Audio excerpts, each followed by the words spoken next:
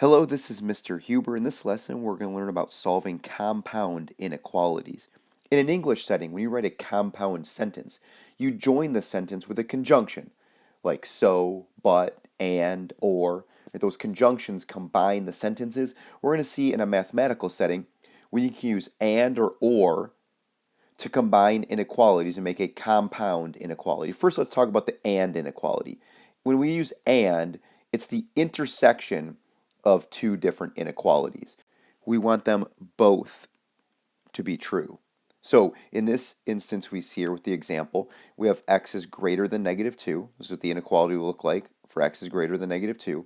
Then we have x is less than or equal to 1. X is less than or equal to 1. When we combine those, the area of the graph where they intersect, their intersection, where they both be true, they overlap, would be from negative 2 to 1. And we'd have an open circle at negative 2 and the closed dot at 1, just like what we have here.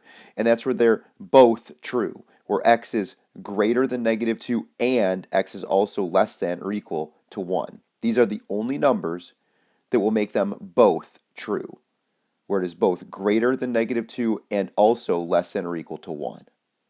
When we talk about an or inequality, it's the union, not where they overlap. We can see here greater than or equal to 0, less than negative 1. There's no overlap in these two inequalities. There's no number that will solve both of those, make them both true. We could find something that makes x is greater than 0 true, like 1, but 1 wouldn't make this side of the inequality true, and vice versa. So, or inequalities will look like we see here, going in opposite directions away from each other, where there's no overlap. But we can solve one or the other. We could have numbers that solve one or the other one. So either of them, making either of them true. If they're both true, that's an and where they intersect.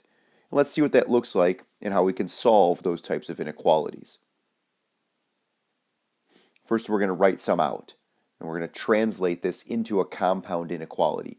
We can see the word or here, so we're going to write an or inequality. We're going to write one side and then the other side. Separate them, make it easier, simplify things, and let's just write out this side right here, where we see all real numbers that are less than negative 1. So that'd be x is less than negative 1. And then this side, greater than or equal to 4. X is greater than or equal to 4. And for an or, we're going to put the word or in between them. Okay, it's one or the other. We can't have something that solves them both. So on our number line, we'd have it negative 1, an open circle, and then we'd have an arrow to the left, less than. And then at the 4, we would have a filled in dot because of the equal to, and to the right because greater than. And that's what our or inequality would look like. Less than, negative 1, or greater than or equal to 4. In our next inequality, we're going to have an and situation. We can see the word and there. So we're going to have all real numbers that are greater than or equal to negative 3. So x greater than or equal to negative 3. Keep in mind we could write that in this manner as well, which we're going to see where that can be useful in a moment. And less than 5. So x is less than 5. So now if we combine these two inequalities and, okay, we can write this as negative 3 less than or equal to x. That means x is greater than or equal to negative 3 and less than 5.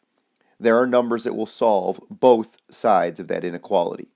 Okay, the numbers in between negative 3 and 5 will be solutions for both inequalities. Right? We could take a number like 1. And if I put a 1 in here, it'll make this true. 1 is greater than or equal to negative 3, and 1 is also less than 5. Okay? There might be a number out here like 8, which is greater than or equal to negative 3, but 8's not less than 5.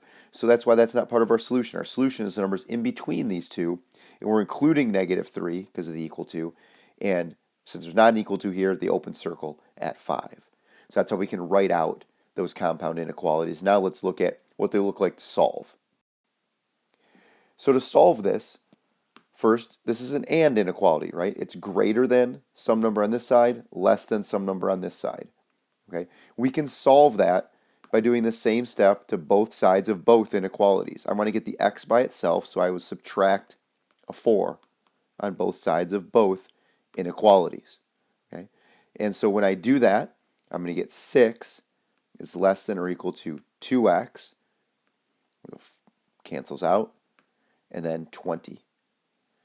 And now I'm going to divide by 2 to get the x by itself, and I have to do the same thing to both sides of both inequalities. So I have 3 less than or equal to x less than or equal to 10.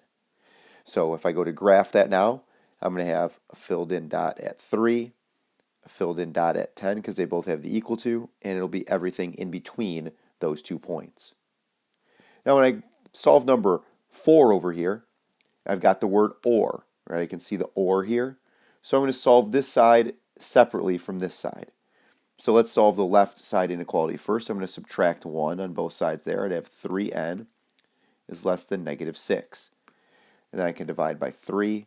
And I get n is less than negative 2. And then on the right inequality there, I'm going to add 5 to both sides. I'm just trying to get the variable by itself, whatever that variable might be. 2n is greater than or equal to 12. And now when I divide by 2, I'll have n is greater than or equal to 6. Put the word or in between them. So I have n is less than negative 2, so less than an open circle, negative 2, and greater than or equal to 6, so I'm going to graph that side of the inequality there, and that's what an or inequality looks like.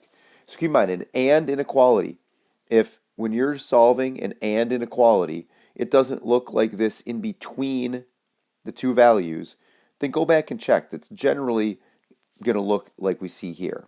And if it doesn't, there's something to go back and say, did I make a mistake somewhere? And an or inequality typically going away from each other like we see here. There are rare instances where that's not the case, but probably you're going to want to check and see if you made a mistake if it doesn't look like what we're expecting in these type of problems we're seeing here. Right, before we solve some more compound inequalities, a little mathematical nature. The Fibonacci sequence. I'm not going to give you what it is. I'm going to give you in a moment a chance to get some extra credit by you telling me what it is. But Fibonacci sequence was named after an Italian mathematician who published it to the Western world in European mathematics in around 1200. But it actually goes back to about 200 BC and some Indian mathematicians who kind of saw a pattern in sequence of numbers. They called it the Fibonacci sequence because he popularized it and made it more well known.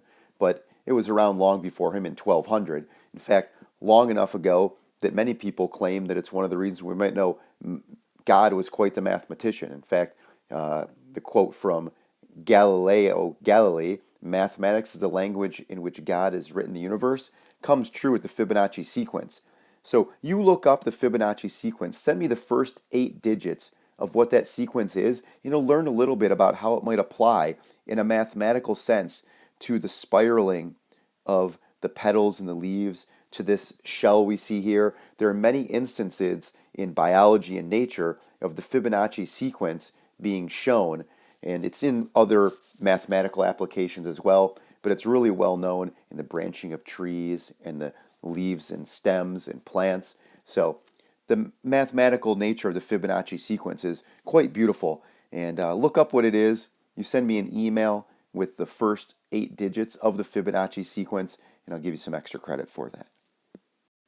All right, let's get back to solving some inequalities. So we've got another or inequality here we want to solve, and so we can do this by solving both sides separately. We're going to subtract 7 on both sides here, okay? And remember, you should be doing these on your own. See if you can get this one and see how you do by checking the way I do it after you've already completed it. So we have 4n less than negative 16. And next, I'm going to divide both sides by 4. You get n is less than negative 4. Now in the other inequality, add 3. Again, I'm trying to get the m by itself here. So I have negative 5m is less than 10. And when I divide both sides by negative 5, I get m is less than negative 2. So something doesn't look right here. I said when I had an or, they should go different directions. But if I wanted to graph this, and that should be an m. So if I graph this, right, I'd have an open circle and less than, an open circle and less than. They're not going away from each other.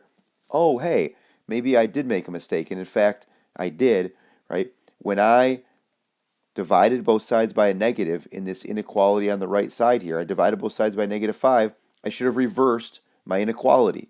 I didn't do that. And if I'm paying attention to what makes sense, I might be able to catch that. and not forget to switch the inequality. It can be easy to do, so look for that. That's still something that applies. When you multiply or divide both sides by a negative, you just switch the direction of the inequality. Now when I graph this, at -4, I have an open circle, less than. At -2, also an open circle, because neither of these have the equal to as part of them, and then to the right. Okay, so don't forget to switch the direction of the inequality when you multiply or divide by a negative. All right. Now number 6 here, we're going to add 1. This is an and inequality, so I can solve them both together. It's going to be the same variable inequality. And I can get 4 here, so they're equal to -y and -6. So now I want to divide by -1. Don't forget, when you're dividing here, you want to get the y by itself. You want to have a positive y, so we need to divide by a negative. And I have to, again, switch my inequalities.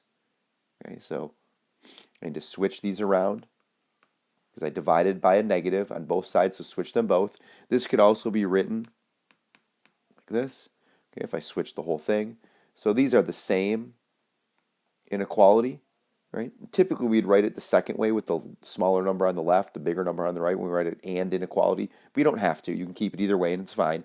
Now when you go to graph it, make sure you know at -4 we have an open circle, at 6 an open circle, and we have all the numbers in between there as our graph for our solutions. Any of those numbers that are part of this graph, we could plug in here for y and it'll make this true. So again, that's always something you can check. Pick an easy number like 1 and plug it in and see what happens. Make sure that it works. Maybe pick a number outside there like 9 or 10, plug it in. Shouldn't work, nor should something over here outside of that graph of your solutions. All right, so solving compound inequalities, the same as any other time we're solving, we're trying to get the variable by itself. We just have a little more work to do because we have a couple inequalities within the same problem. All right, let's see an application of what this might look like. So finding a hockey stick, and how do I know if it's the right length? So there's a general rule that you would multiply your height by 0.53, and that would tell you the length of the hockey stick. Okay, so we have a store that carries sticks from 26 inches to 40 inches. So they have sticks that go from 26 inches to 40 inches. All right, and in order to find the right length, we multiply our height by 0.53. So we would want to know for our height, it would be 0.53, and I'll put h for height. Okay, and it could be equal to that because we could have one that's exactly 26 or 40 inches then. So if we take our height and multiply by 0.53, okay, we want it to be in between this range to be able to go there and say, hey, there's a stick somewhere between that range of lengths that would fit for us. So in order to solve this, I can divide by 0.53 on both sides of both inequalities. That will cancel out. And so on the left side there, I'm going to have 26 divided by 0.53. We'll have to do some rounding here. So 49.05, so 49.1. We'll round to the tenths. So we'll say that's 49.1 less than or equal to the height. And then I'm going to do 40 divided by 0.53. And that's 75.47, so 75.5, 75.5. Okay. And so what height can we be? We could be anywhere from, let's say, 49 inches to 75.5 inches. Okay, 75.5, right? So, realistically, we're not going to say, oh, if you're 49.1 inches, probably, we're going to round a little bit there and say 49 inches to 75.5. That's a generally rounded value that would make sense to somebody. So if we are a height of 49 inches to 75.5 inches, we could go in that store and get a stick that basically fits the height and length that would work for us in that situation. Right? So we can write out the inequality there. It's a compound because we want to be in between those two values. So and we want to be greater than the smallest value, less than or equal to the biggest value, and have something that falls in between that range we could solve for there in this situation and find the height that would work for us to go there and get a stick that's the appropriate length.